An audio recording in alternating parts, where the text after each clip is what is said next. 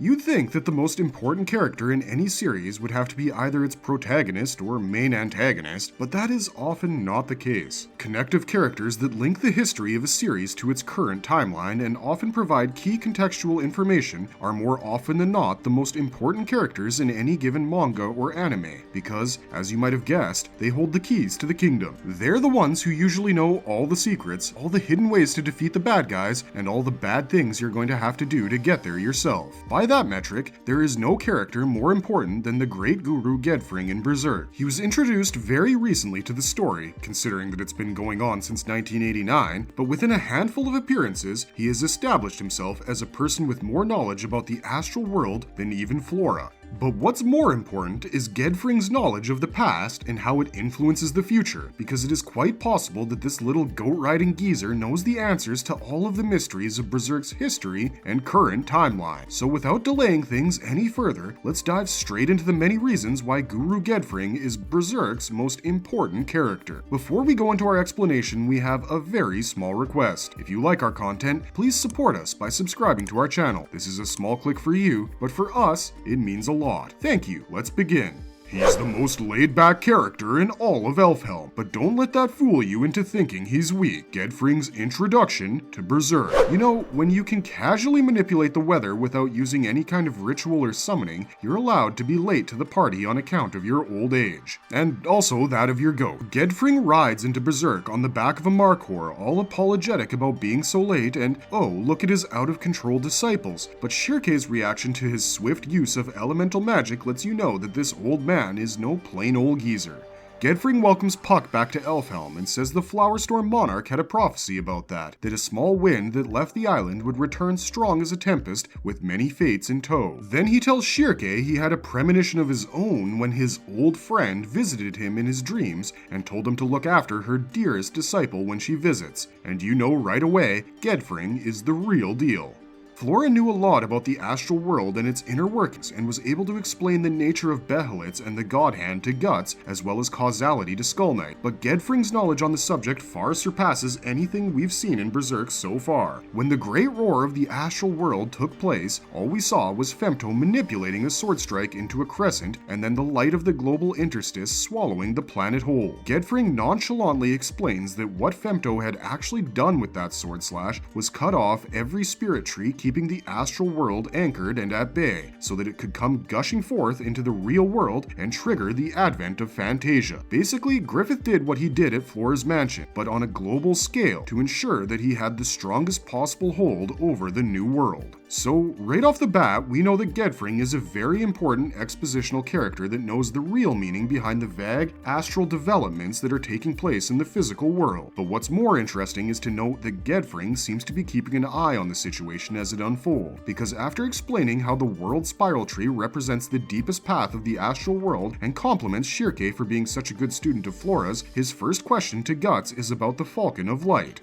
Gedfring wants to know what it was that he desired so deeply that he would be reincarnated as the guardian angel of longing, and then change the world this way. Gedfring not only knows about everything that has happened following Griffith's eclipse, he also seems to know the true titles of each individual God Hand member in the hierarchy of demonkind. Gedfring asked Guts this question not out of general curiosity, but because he sensed that the Black Swordsman had a deep connection to the Falcon of Light. When Guts explains that Griffith wanted to acquire a kingdom of his own back in their mercenary days, Gedfring responds by saying that makes sense, because Griffith restored Geiseric's sunken capital that lay dreaming at the bottom of the Tower of Rebirth. Up until this point, Falconia being Geiseric's old capital was just a theory in the Berserk fandom, and Gedfring confirmed it with his scryings as if he were on Google. That's another thing that shows you he's been keeping an eye on things, because once Gedfring hears the reason behind Griffith triggering the Great Roar, he remarks how utterly absurd it is. To get his own kingdom, or rather to establish the only kingdom in the world, he changed the world itself. It made sense, but at the same time, it was unthinkable. Gedfring thinks it's any means to his end with the Falcon of Light, but Guts explains it's more like the Great Roar was an ends to a means. For Griffith, that's just the first step. He will continue to soar higher and higher because that's who he is. Gedfring Gedfring then accompanies the Black Swordsman party to the Great Cherry Tree of Elfhelm, and leaves them in the company of Danon as Casca is taken through the Corridor of Dreams. We don't see him return until Casca emerges from the corridor with her memories regained, but cursed with PTSD. But when we do, he immediately starts doing things that warrant the title of this video.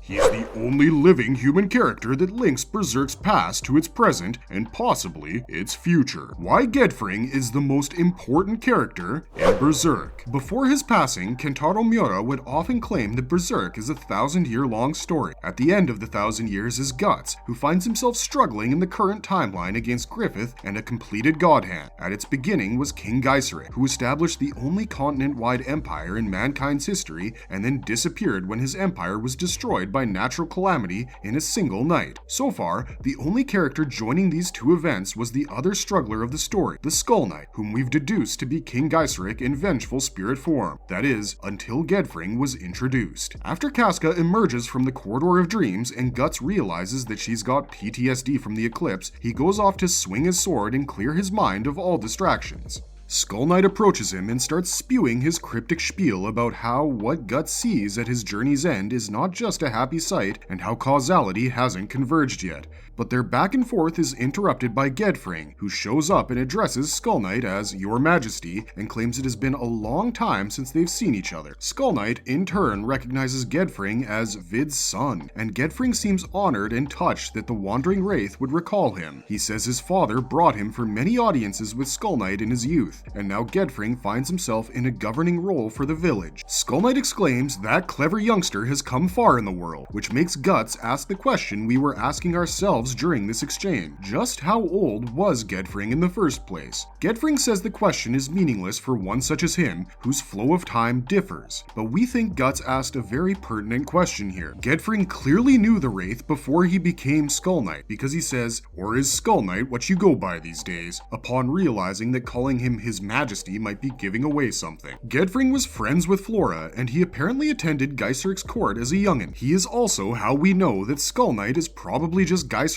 vengeful soul tied down to his skeletal armor, because he claims that the dwarf blacksmith Hanar created both Guts and Skull Knight's armors, and later on, Hanar calls the latter a coffin. Gedfring also knows why Flora was banished from Elfhelm. Well, we, like most of the community, have speculated that Flora tried to resurrect the Lady Priestess of the Cherry Blossoms and was banished when she succeeded by creating Danon. Gedfring knows what actually happened, which makes him far more integral to unraveling this 1,000-year-long story than anyone really gives him credit for. Gedfring probably knows what went down during the first eclipse that we only caught glimpses of in chapter 362. He was a young boy at the time, but he's most likely one of the only people who knows the truth about how King Geiserik's empire actually fell. If Gedfring had had an extended conversation with the Skull Knight about the good old days, we wouldn't have had to make a video speculating about the same subject. So clearly, Gedfring is the guy with all of the answers. He's the only remaining living link between what happened at the start of this 1,000-year-old story and what is going on in the current timeline.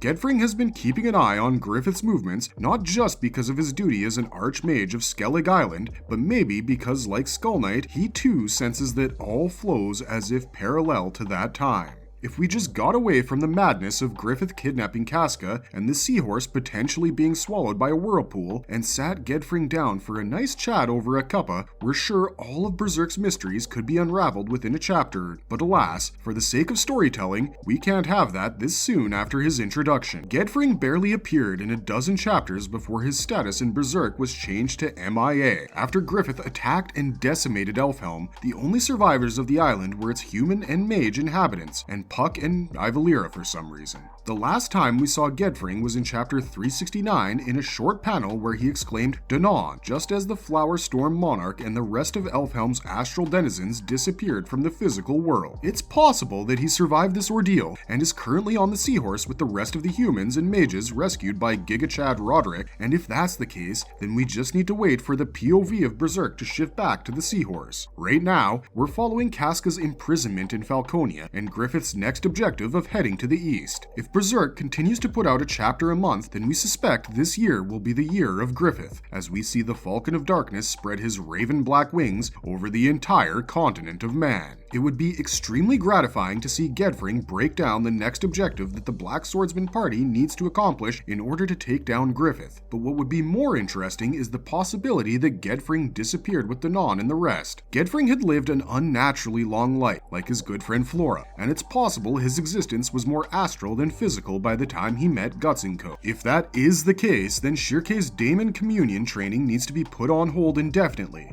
Or maybe Gedfring can teach her through her dream. It is established that dreams are a means of communication for those who dwell in the astral realm. And if Gedfring is indeed tied to the astral realm as deeply as we're assuming he is, it should be possible for him to inception his way into Shirkei's brain. Either way, it's clear that he holds the key to unraveling the historical context for Berserk's current happenings, as well as the path towards a possibly normal future. Exactly how that will come into play in the series itself is what we wait to see now.